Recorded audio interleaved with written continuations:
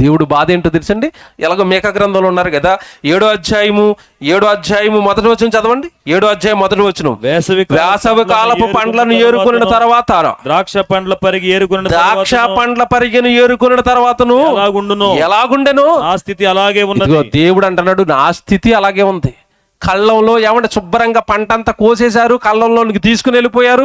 ఆ తర్వాత మిగతా పొలంలో ఏమన్నా పడిపోతే వెనకాల పరిగేరుకునే వాళ్ళు ఏరుకుని వెళ్ళిపోయారు. అసలు నేను చూద్దామంటే ఒక పండు కనపడటం లేదు.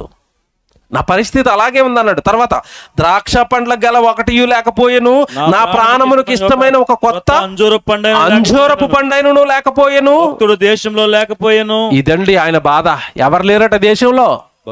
భక్తుడు దేశములో లేకపోయిన. అందరూ భక్తిహీనులే, అందరూ అవసరాల కోసం నా దగ్గరికి వచ్చేవారే, అందరూ వాళ్ళకి కావలసినవన్నీ నాకు చెప్పేవారే.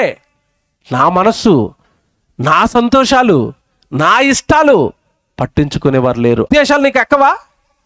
దేశంలో భక్తిహీనులు ఉన్నారు. అవసరానికి నా మీద ఆధారపడే భక్తిహీనులు ఉన్నారు. ఇంత మీరు చదువుకున్నారు కదా, యోబు గ్రంథం 27వ అధ్యాయంలో. భక్తిహీనుడు వాడు బాధ కలిగినప్పుడు మాత్రమే నాకు ప్రార్థన చేస్తాడు. అంటే ఇప్పుడు బాధల కోసం, కష్టాల కోసం, కన్నీళ్ళ కోసం మాత్రమే దేవుడి దగ్గరకు వచ్చి, దేవుడి కోసం బ్రతకక, ఆయన కన్న తండ్రిని తెలుసుకోక, నన్ను పుట్టించింది ఆయన సంతోషాలు, ఆయన ఇష్టాలు నెరవేర్చడానికని తెలుసుకోనని ప్రతి వాడిని భక్తిహీనుడని చెప్పి చివరికి మీకా గ్రంథం 7వ అధ్యాయం 2వ వచనంలోకి వచ్చేసరికి అంటున్నాడు, దేశములో ఎవరు లేరు, నాకు భక్తుడు లేడు.